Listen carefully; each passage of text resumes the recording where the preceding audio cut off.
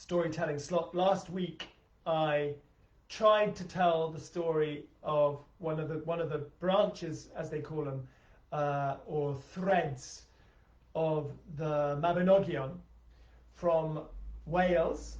And for those who were watching, first of all, I had a terrible coughing fit and could hardly speak.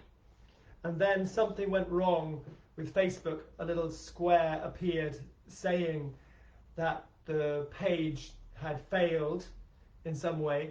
So I switched off and started again, but then it seemed that I'd lost touch with everybody who might have been watching. So I stopped. But here I am again, and I can see someone at least is watching. That's great. Hello, and Sam. Hello. So apologies for that failure of last week. And I also I discovered that the reason why I had a coughing fit was because I was telling the story slightly wrong. I had got a few important details wrong.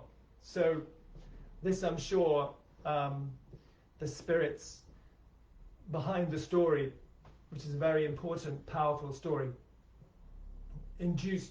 caused me to have this coughing fit, to stop me and make me go back to the story and to listen to other people talking about the story and to discover some things about it that I hadn't previously understood. So I'm returning, hoping the same won't happen again, and offering all my respect to the spirits behind these very, very ancient stories, which come to us from Wales, from the west of Britain, from the people who were living in this country, as I said a little bit last week, before the Romans came and invaded 2,000 years ago or so.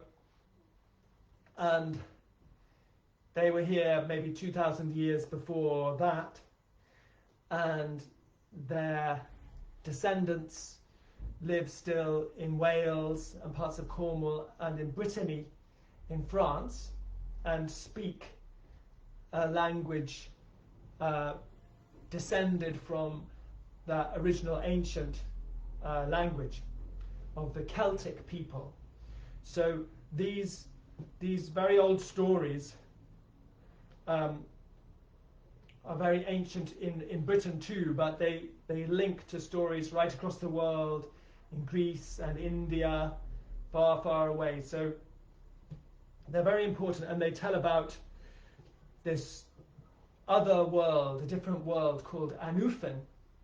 So I'm going to start again with the story of Pwlch, the Lord of Dyfed in Wales, and the story of how he came to have a very important connection with this other world of Anufin, and the land of Anufin, from which come imagination, inspiration, all kinds of spiritual well-being.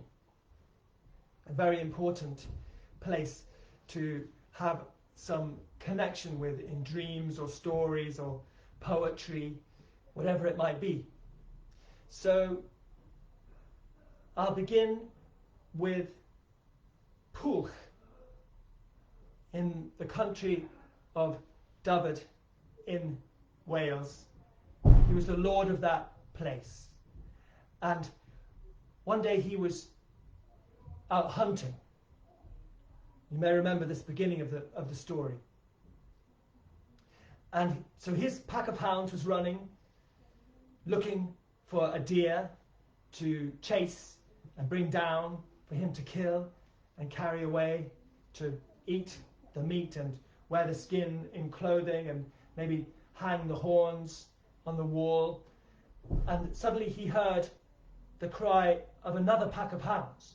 So somebody else is hunting in the same woods. And he came to this big opening, a big clearing in the woods. And there he saw a stag, a male deer with big antlers, come running into the middle of the clearing, and the pack of hounds that was following it, not his, the other one, the other pack, came rushing in, grabbed the deer and pulled it down to the ground. Now these hounds were very extraordinary. They were bright white in their bodies, and their ears were bright red, shining, and their ears shone red and their bodies shone white. Now these colours, in the Welsh stories, when you see these colours, you know that you are dealing with supernatural beings from another world. So Pwlch, who was just looking at the hounds, he didn't even look at the stag. He was amazed. But when the hounds brought the stag down, and there was nobody else around, no huntsman, so he rode in on his horse, and he had his whip for controlling the hounds, and he whipped the red and white hounds away from the stag, chased them away, and gave the stag to his own hounds to eat, because they were hungry. They'd been hunting for many hours. And just then he looked up and he saw a man riding towards him on a beautiful dapple grey horse. So a kind of white and grey, beautiful spotted horse. And the man was wearing light grey coloured hunting clothes. The colours are all very important in these stories. And the man rode up to him, as I said at the beginning of the session last time, and was very angry with him and saying, he didn't immediately say anything in his anger, but Pwlch said to him, he could see that this was an important person. He said, "Greetings to you, and tell me, what is your name?" And the man on the horse said, "I will not tell you my name." And he said, "Why will you not tell me?" He said, "Because you have insulted me." "But how have I insulted you?" "This stag belongs to my hounds. My hounds caught this stag and brought it down. What worse insult could there be to a man than to chase his hounds away from the stag that they have caught?"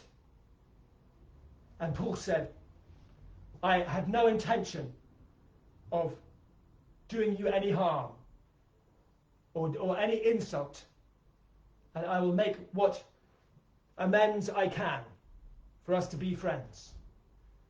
And please tell me who you are." And the man on the horse said, "My name is Arawan, a king of Anufan." And Pwlch said, "Greetings then, my lord, with respect for the rank of the king." He was the king of Anufan, another world, a different world. But Pwlch was not a king, he was a lord. So with great respect he said, "Greetings, my lord, my king." Not my king, but greetings, king. And then Arawan got down from his horse. And again Pwlch said, "What can I do to make amends and to make us friends?" And Arawan, full of dignity and strength, this king of the other world, said, "Well, there is something you can do for me." And he explained what he wanted him to do was for them to change identities, because in his country, in his other world, he was being challenged by a powerful being from that other world who wanted to claim his kingdom, his part of Anufan. And Arawan said, "You must take my identity and rule in Anufan for me for 1 year. In 1 year's time, you must meet this being called Hafgan at a certain place. You must fight with him, and you must strike him only once with your sword. I have fought him many times, and if I ever strike him more than once, his power and his strength increases. This is an important thing to know about the monsters in these Celtic stories. You have to strike them once. If you continue to strike and to fight, they grow and they grow in power. So Pwyll understood what he had to do. And he said, very well, I will rule in your place in Anufin for a year, and I will do this for you. But who will rule in my kingdom? And Arawan said, don't have any concern about that. I will take your appearance, and I will rule here in Dyfed for you. And nobody will know. No one will know whatsoever. So will you accept, and will you go down into Anufin and rule for me? In that place, you will have the most beautiful woman as your wife. And Pwyll agreed, as I said. He went down into Anufin. The two of them exchanged appearances by the magical power of Anufin. So now Pwyll looked completely like Arawan, and Arawan looked completely like Pwyll. So Pwyll rode as Arawan into Anufin. Now, I don't know what it means to ride into Anufin, but he rode, according to the story, into that other world. And he saw the most beautiful buildings, houses, the most beautiful hall you could ever imagine. And all the people there, the people of the court, came rushing up to him joyfully. He dismounted from his horse. Some people came rushing to take his cloak, others to take his shoes. They put on his back a beautiful golden silk shirt or tunic, brocaded, so all of the edges, the beautiful hems shining like the sun.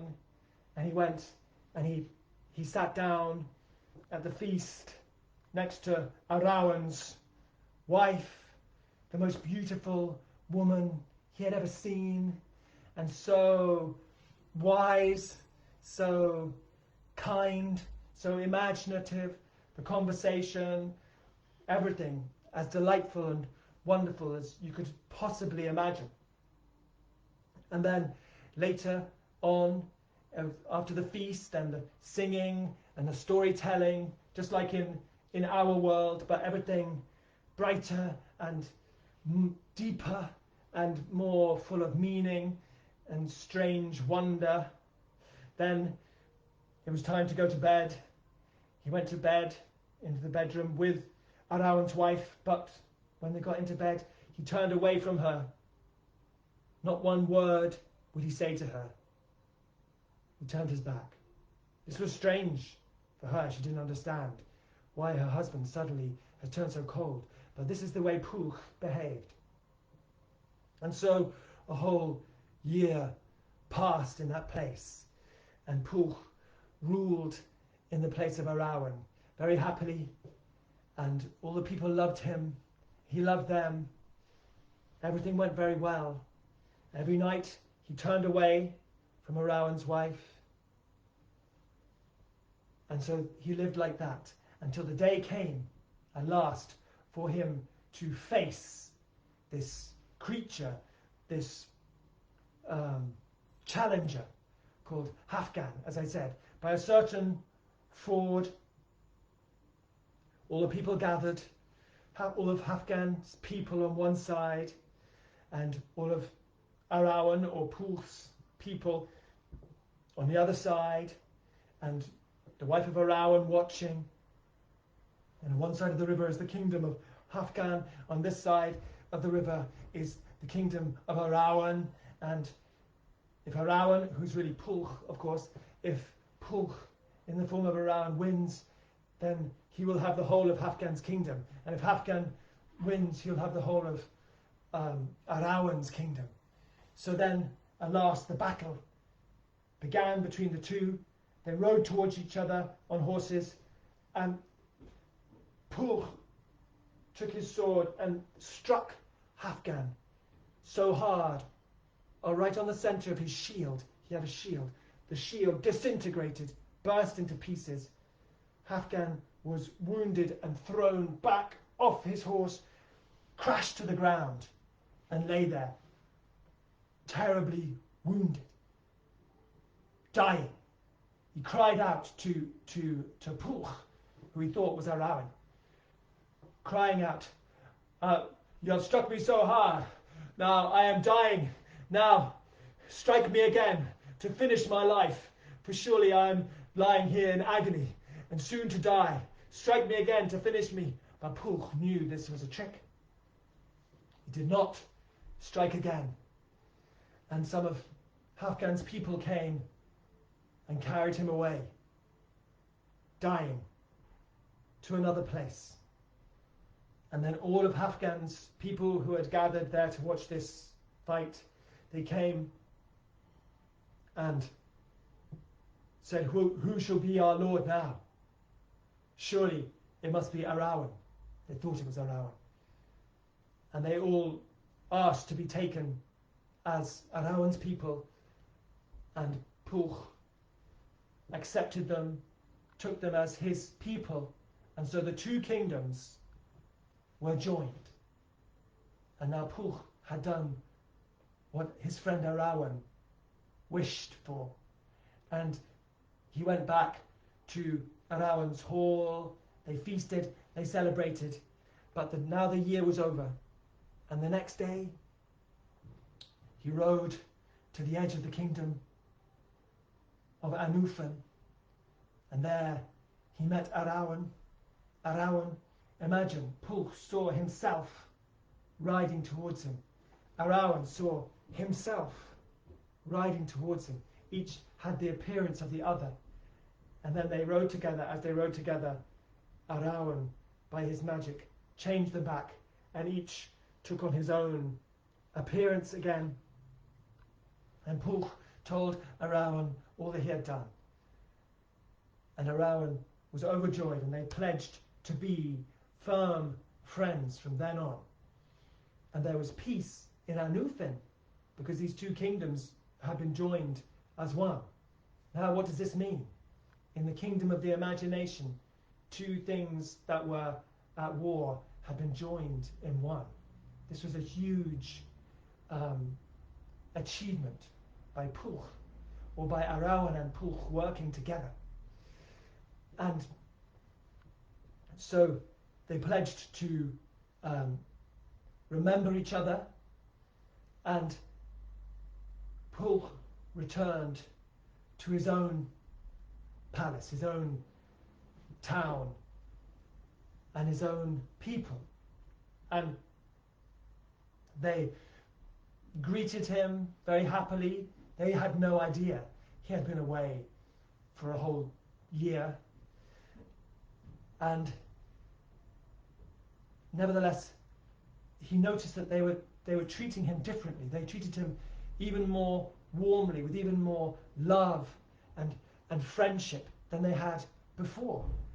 And he said, "Why are you treating me with so...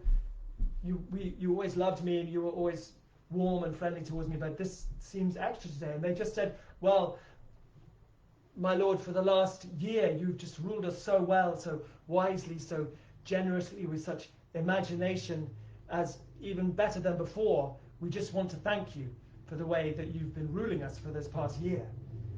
And then Pwyll, because you see, Pwyll was honest through and through. Despite the fact that he took on Arawan's appearance, he could never deceive anybody in any other way for any personal gain. So he just told them exactly what had happened. That he had changed appearance with Arawan from the kingdom of Anufin, and that they had been ruled for a year by Arawan in his appearance. And they all said to him, "My lord, please carry on with the same laws that he gave us during the past year, and the same new customs that he has brought, because they're so good. They work so well. The kingdom is even more happy than it was before. And Pwyll, he was happy to do this. He was impressed. He was grateful for all that Arawan had done in his kingdom. He wasn't proud. He didn't feel insulted that Arawan had ruled better than him. He simply said, tell me everything that he did, and we will carry on exactly like that. Now at the same time, Arawan arrived back at his place, his palace, and all the people greeted him with no extra huge excitement. Of course, they did not know that he had been away for a year. And they feasted as usual, they had storytelling, singing as ever, and then it came time for him to go to bed with his wife, and he turned and kissed her, and she said, why have you suddenly changed? She went very silent. He said, what's the matter? She said, you haven't turned to me, you haven't kissed me, said any warm thing to me while we were alone for an entire year. And then Arawan understood how good and honest a man Pwyll was, because Pwyll never took any advantage of the fact that Arawan's wife thought he was Arawan. He didn't take any advantage of that. And so Arawan told his wife, said, for the whole of the last year, in your bed, with my appearance, has been Pwyll, the Lord of David. And Arawan's wife said, that is an honest man. That is a good man, because he took no advantage whatsoever. So the friendship between Arawan and Pwyll became stronger and stronger as each one realized for sure, without any doubt, that the other was a good and honest person who wanted the best for them and wouldn't take anything from them. So Pwyll carried on ruling, of course, in Dyfed, and ruling better than ever before. And one day, after they've been having a feast, they were always having feasts, wine and singing, storytelling, he said, let's go to the mound of Arberth. Now, Gorseth, Arberth, a mound, a little hill. Gorseth means a mound or little hill, and Arberth was the place where, in Wales, where Pwyll had his palace and his main place of ruling. And this was a special place. The mounds in Wales are considered to be a special place where people from the other world and people from this world can sometimes meet. Maybe these were very, very ancient tombs where people were buried thousands of years ago. And somebody, a wise person in Pwyll's court, said to him, my lord, we can go there, but please remember that if a lord, such as yourself, goes and sits on the mound of Gorseth Arberth, then either he will be injured or killed, or he will see a great wonder, a strange sight never seen. And Pwyll said, I have no fear of injury or death with my friends around me. Let's go, all who are here who wish to go. Let's go together to Gorseth Arberth and see a wonder. So they went up to Gorseth Arberth. They brought wine with them, I think, and they carried on drinking and talking and looking around. Or maybe they sat very quietly. I think maybe they sat very quietly waiting. And as they were sitting quietly waiting, there was a little road going along below the mound. They saw a lady. She was riding a pale white horse, and she was wearing a beautiful gold silk tunic, again like Arawan wore, like Pwyll wore in Anufin when they thought he was around, with brocaded beautiful hems, and so she was shining like the sun, while the horse shone like the moon. And so she came riding along. The horse was walking, slowly walking along. And Pwyll said to one of his followers, "Run down there and ask that lady who she is and invite her to come up and speak with us here on the mound." So the man said, "I will, my lord," ran off down the hill and came to the road. By the time he got to the road, the horse had gone a little way along. So he started running along the road to try to catch up with this lady on the horse that was walking. The horse was walking at a slow pace, just walking along. But no matter how fast he ran, he couldn't get any closer to the horse. And the horse never speeded up, never went any faster, just carried on walking, with the lady sitting very upright, looking. And the man ran until he couldn't run anymore. He didn't get an inch closer to the horse. He went back up to the mound and said, "My lord, you saw what happened. I was running as fast as I could. I got no closer to the horse whatsoever." And so Pwyll said to one of his other followers, "Go back to the palace." It was just a little distance away. "Get the fastest horse you can find, come back here, catch up with that lady, ask her who she is, and ask her to come and speak with us here up on the mound." So the follower, he ran back to the palace, got the fastest horse he could find. He raced off back to the road, and there was the lady. She'd gone a little distance, not very far. The horse was just walking along. And the man whipped his horse and galloped as fast as he could along the road. Exactly the same happened. The horse just walking, the rider getting no closer. And so Pwyll said, when the rider came back and said, I can't catch up with her. By this time the lady had disappeared. Pwyll said, "Let's go back. There's some mystery here.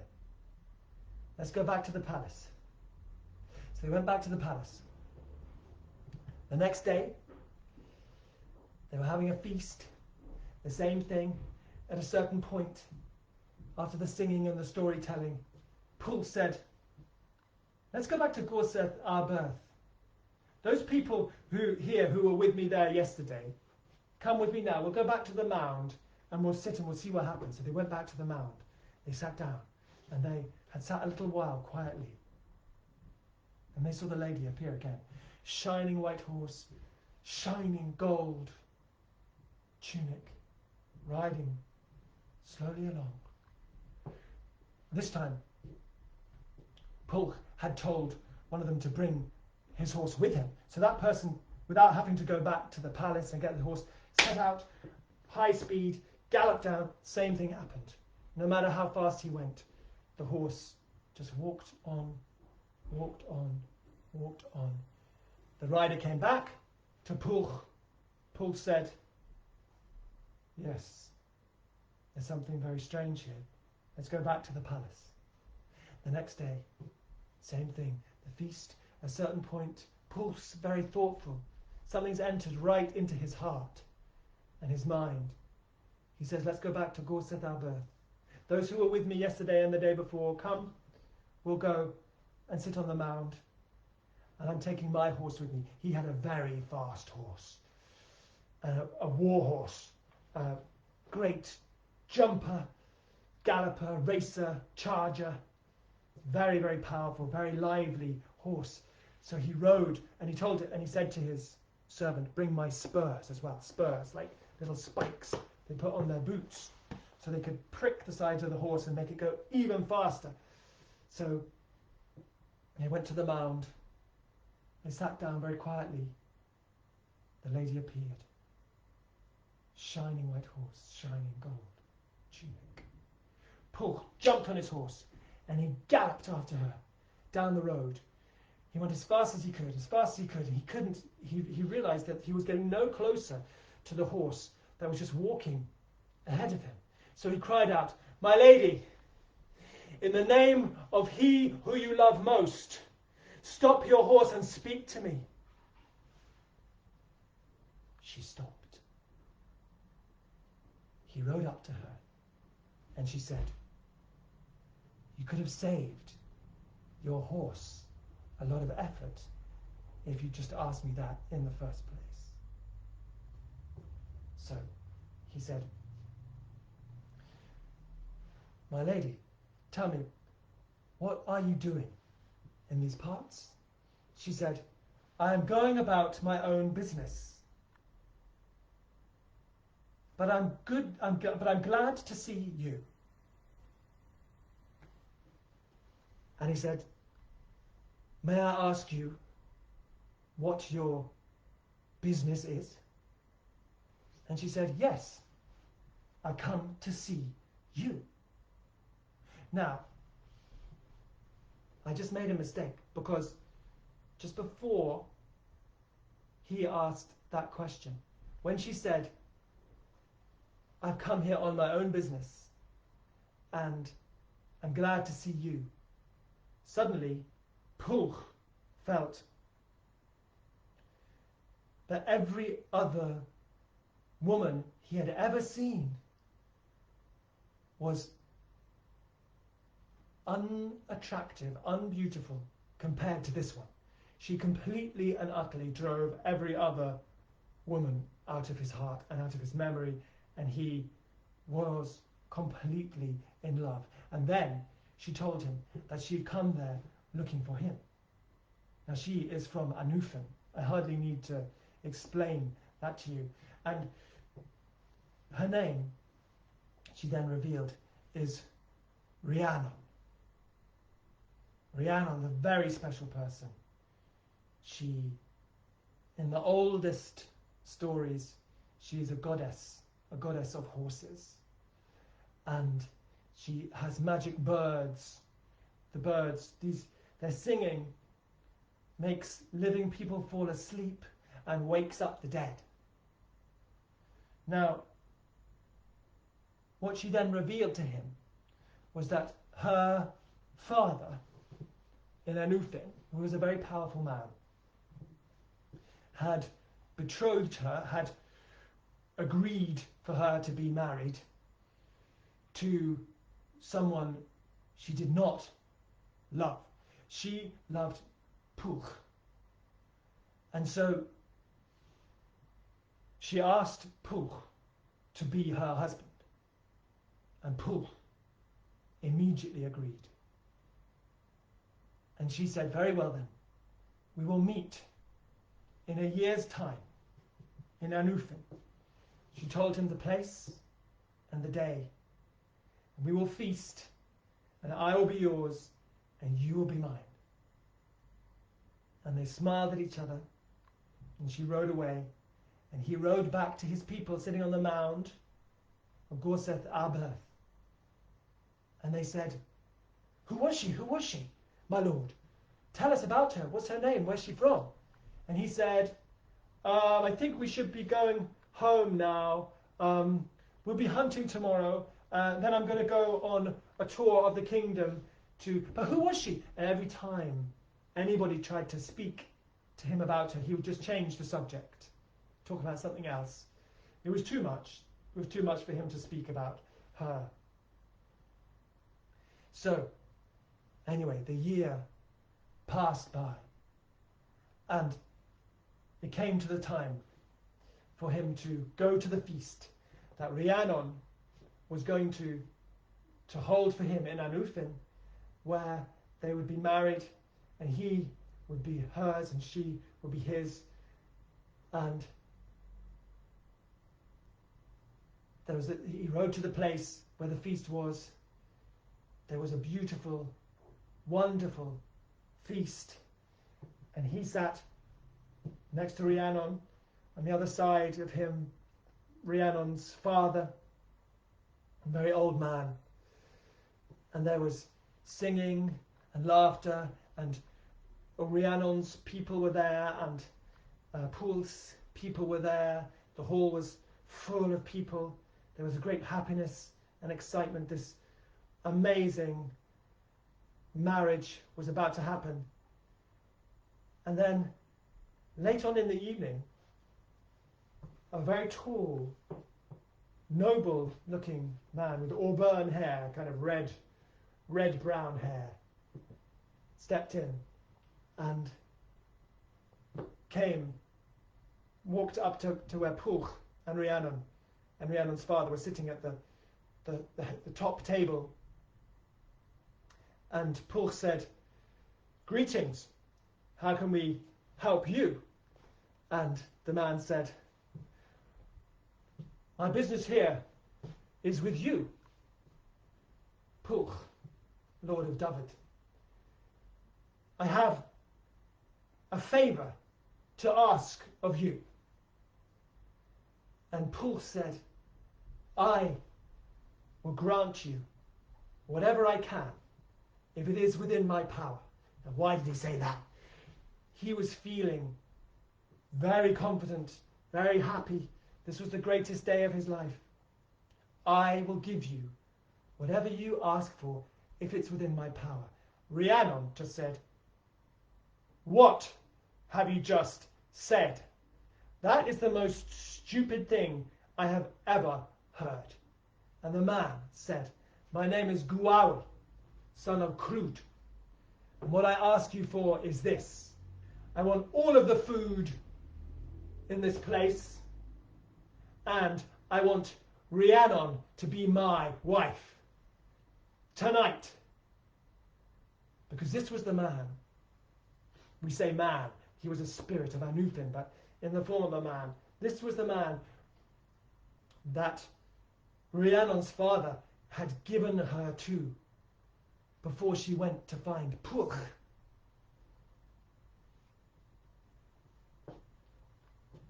So like I say, Rhiannon said to him, "How could you say that to Pwll?" And they had a little conference whilst Gwawr was standing there waiting.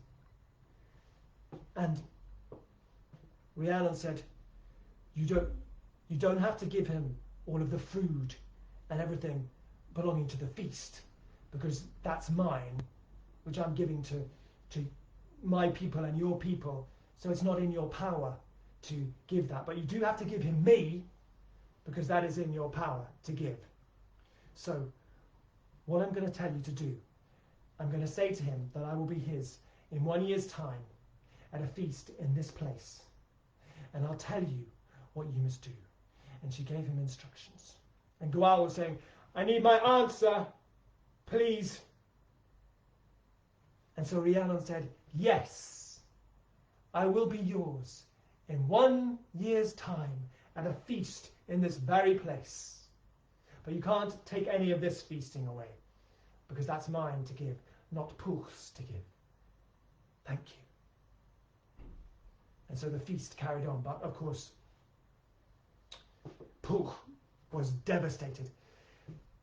It was supposed to be his wedding night, but no, another year was opening up. And anyway, he trusted Rhiannon because she had given him a good plan, which you'll see unfolding now. The year passed, and then now it was Gwawr sitting with Rhiannon and Rhiannon's father feasting. And at the end of the feast, it was going to be Gwawr, who was Rhiannon's husband, and Rhiannon, who was Gwawr's wife. This was what was supposed to now happen. And into the hall comes an old beggar man, an old man in rags. So no shoes, just bits of cloth wrapped around his feet, an old hat with holes in it, his shirt hanging off in rags. He comes in and comes up to Gwawl, just like Gwawl came up to Pwll. But this is Pwll. This is Pwll in disguise, disguised as a beggar man. And Gwawl, full of wine, happy and powerful, says, "Welcome to our feast, beggar man. And what can I do for you? Ask me. Whatever I can do which is reasonable, I will grant to you." And the old beggar man had a little bag, and he said, "Well, what I ask you is very reasonable. I just want a little bit of food to put in my bag." And Gwawl said, "Of course. Servants, bring food. Fill up this man's bag until it's full with food." It was just a little bag, but it was a magic bag, which Rhiannon gave to Pwll. And no matter how much food you put into it, it could never be filled. And so the servants came. They brought all the food in the whole place, throwing it into this little bag. Chickens and, I don't know, huge cauldrons of soup, pouring it in, like loaves and loaves of bread, cramming it in. And at last it became clear that all the food of the feast was going to disappear into this little bag. So Gwawl, realizing there was some magic here, said to the beggar man, "Beggar man, tell me, how can this bag be filled?" And the beggar man said, "Well, it's a very special bag. It can only be filled if somebody of a lord of power and might and heroism gets into the bag, stamps down the food with his feet, then and says, 'Bag, you're full,' and then gets out again. Then the bag will be full and he won't need to put any more food in it."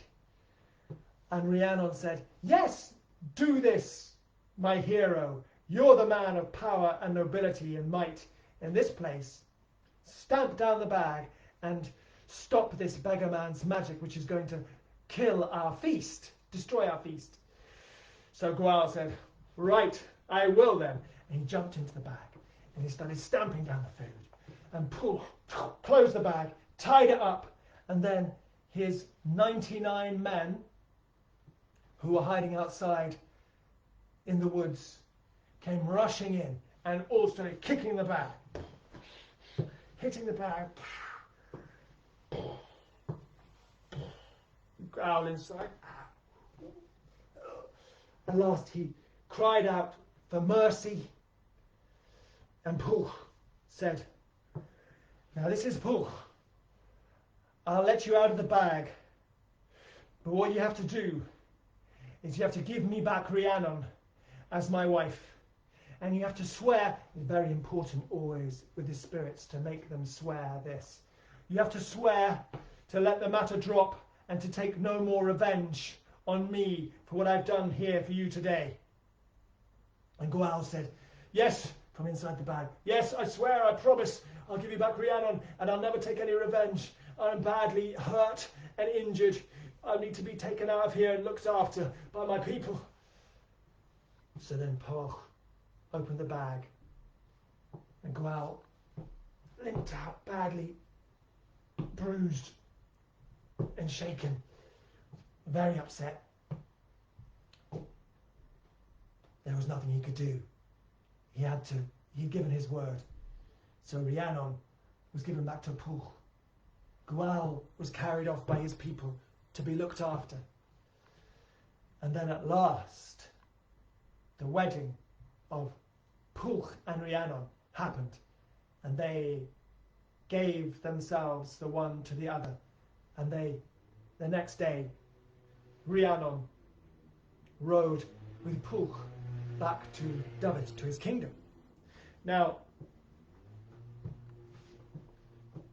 everybody in Dyfed loved Rhiannon. They gave her jewels and presents, and for the first 2 years they ruled together very happily, and everything went very well. But when the 3rd year came, the noblemen and women, the councillors and leading powerful people of Dyfed began to be anxious because Rhiannon had not had any children. And they spoke to Pwlch and said, my lord, you're still a young man, but we are very anxious because we want you to have an heir to follow on and rule when you grow old and die. And Rhiannon's not having any children, so we'd like you to send her away and get another wife. And Pwlch said, well, I understand your concerns. Give it another year, and then we'll see. And within the year, Rhiannon had a beautiful baby boy. Now, the night of his birth, 6 women were put to look after him and to look after Rhiannon. But nevertheless, they all in the night fell asleep, and Rhiannon, exhausted by giving birth, fell fast asleep. And when they woke up in the morning, Rhiannon was still asleep. When the women woke up, the child had gone. Now they looked at each other and they said, this is the end of us. We've allowed Pwlch and Rhiannon's son to be stolen in the night. To save ourselves, we've got to put the blame on. We'll put the blame on Rhiannon. Now already, as you know, there was some distrust of Rhiannon in the kingdom over the concern, how long it took her to have a child. People were saying, well, she's from Anufin, she's a bit strange. So now what they did was there was a dog had given birth to some puppies at the same time. They killed some of the puppies and they strewed the bones around Rhiannon and smeared blood on her. And when she woke up, she said, where's my baby? And they said, my lady, it was terrible. You went completely insane. You were all covered in bruises from trying to stop you from killing him, but it's too late. You killed him. You tore him to pieces in your madness. You didn't even know you were doing it. And she said, no, I didn't. Don't lie to me. Tell me the truth. If this child has been stolen in the night and you're afraid of being punished, I will protect you. Just tell me the truth now. But they didn't. They were too scared of the punishment they would get for losing the child. And so they stuck with their story and they told everyone that Rhiannon had gone mad and killed her own child. And because the people were suspicious, it was believed. And a punishment was decided for Rhiannon. And there was nothing Pwlch could do because all the people were in agreement against him. The punishment was that Rhiannon, every day, she had to wait. Just outside the gate of the city, there was what they call a mounting block. So a block of stone maybe this high with steps up one side. And this is for getting on your horse. So you climb up, you stand on the top, and then you get easily onto your horse. So she had to wait by the mounting block. Or obviously you get off your horse if you've just arrived at the city and you want to walk through the city. And everybody who came to the city as a visitor, this was her punishment. She had to tell them her story. She had to say, I murdered my son, and so I have to wait here by the mounting block and carry you on my back from here to the palace. It was quite a long way through the town. So she had to offer to carry them on her back. Almost nobody agreed. Almost everybody said, no, I couldn't bear to do that. But this was her punishment. And remember, this is interesting because she was originally, in the oldest stories, a goddess of horses. And here she is carrying people on her back from a mounting block. It's very strange. Anyway, in a nearby kingdom, it so happened that every year at the beginning of summer, which these Welsh people call the 1st of May, the beginning of summer, very magic, special night. The king there of that country had a beautiful horse, a mare, a female horse, more beautiful than any other horse anyone had ever seen. And every night of the year, on the 1st of May, or the evening, the night before the 1st of May, this mare, this horse, would give birth to a foal, but by the morning the foal would have disappeared. So the king was talking to his wife, and he said, you know, tonight I'm going to stand guard with my sword over the mare in her stable, and I'm going to see who keeps stealing her foal every 1st of May night, on this magic night. And his wife said, yes, that's a good idea. Go out into the stable and see what's happening. This is too much. So he went out, and he stood there with his sword, and he waited. And about midnight, just as it was about to be the 1st of May, an enormous claw, like the claw of a great bird. I skipped a bit. Just before that, the foal had been born. The young horse had been born, beautiful, and stood up on its feet straight away, healthy. And the king was just standing there amazed, this beautiful, beautiful foal, when suddenly this claw came in to grab the foal. And the king lifted his sword and went, like, cut off this claw, which crashed to the ground. He heard a shriek outside. He ran outside, and there on the ground, he saw a little baby wearing a golden little tunic with brocaded edges, shining gold, beautiful little child. So he picked it up and he took it in to his wife, said, look what I found. And she said, this is a child of a king of somewhere. Look at the gold it's wearing, it's beautiful. But I don't have any child of my own. I will tell people that I was pregnant and I've given birth to this child and raise it as our own. And the king agreed. And so they took the child and they raised him as their own. And they called him Gwir Golden Hair. Now, as he grew up, they slowly started to realize, and he was a heroic child. By the time he was 1 year old, he could walk around like a 3-year-old. By the time he was 3, he was riding a horse.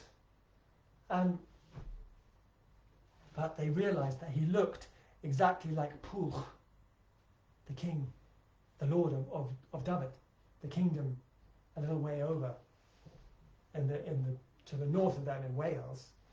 And they were talking to each other, and they said, we have to admit, this is Pwyll's child that vanished, Pwyll and Rhiannon's child. And Rhiannon, we know, is being punished every day, standing at the mounting block, carrying people on her back. A lady from Anufin, having to undergo this humiliation. So they decided that they would take the child to Pwyll's court, and they hurried away, and they did that.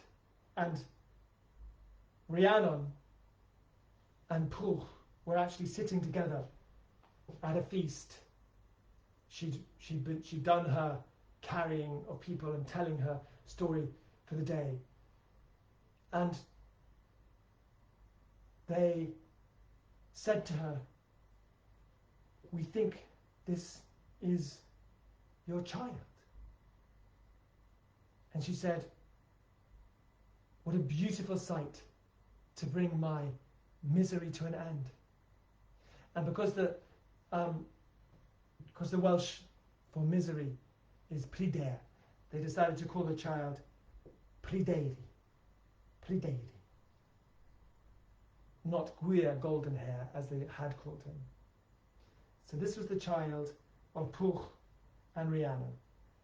And in time, Pwyll died and Pryderi came to rule in Dyfed. And there's lots more to tell about Pryderi and about Rhiannon, as I will tell next week. But that now brings to an end what they call the first thread or first branch of the Mabinogion, the ancient Welsh stories of this world and the other world, Anufin. And so next week I'll tell you a little bit about a great adventure that involved Pryderi and other people when they had to take a great expedition to Ireland. Ireland, the great island to the further west of Britain. So thank you very much indeed for listening. I can see Peten, thank you, and Soha. And I'm glad I didn't have a coughing fit or anything went wrong with the Facebook today. So that looks a bit better. Thank you very much. Goodbye.